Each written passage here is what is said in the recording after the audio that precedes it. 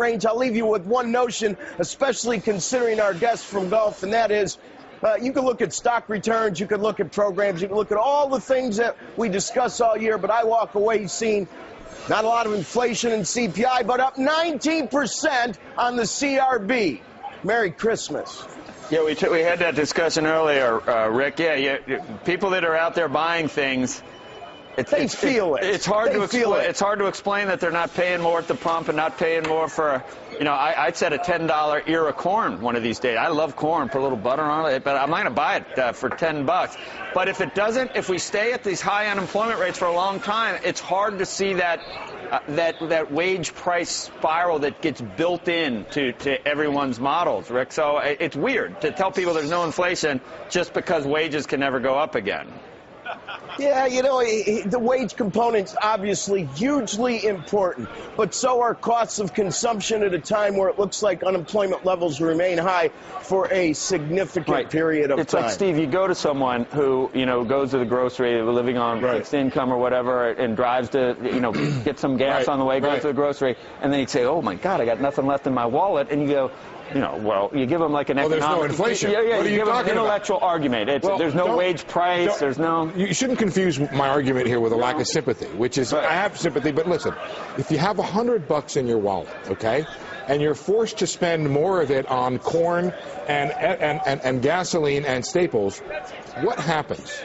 Do you earn more and then put more into, you spend more? No, you spend less. You substitute out from the higher priced items. That's why, yes, it causes pain. It's a hit to real incomes, but it's not inflationary in the sense that you are forced to reduce spending in other areas.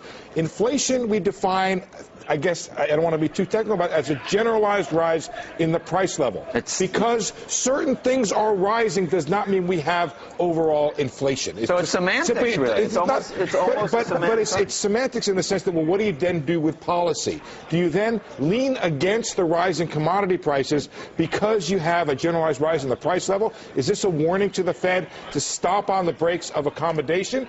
Or is it a sign of, hey, we're going to have a hit to real income, or real spending power because of the rise in commodity prices? Mr. Leisman, Mr. Leisman, why don't economists, as a rule, yesterday we had GDP. Anything right? I don't know. If they want to be fair then and stay consistent, why doesn't the government say GDP x personal transfer payments? They do. You can figure that out. You can figure out income and spending. You can I got it right in front of me right here, Rick. But see, here's the issue. The issue is semantics is key to policy, and that's why most economists hurtle into that area that's surrounded by a curtain and try to keep people's logical thoughts from seeing inside. And Steve, a quick question. I completely reject that, Rick, but okay, if you want to think that. I am not saying you, Steve. Okay. I'm just talking about in general. The fact that they told us in the late 90s and 2000 through 2005 that both those periods there was no inflation and rates were kept low and bubbles were promoted. Yes, it's not the wage inflation chasing spiral, but isn't it a huge deal too when they begin creating bubbles with rates that are kept unnaturally low for too long? I mean, is that an issue and does it belong in the discussion?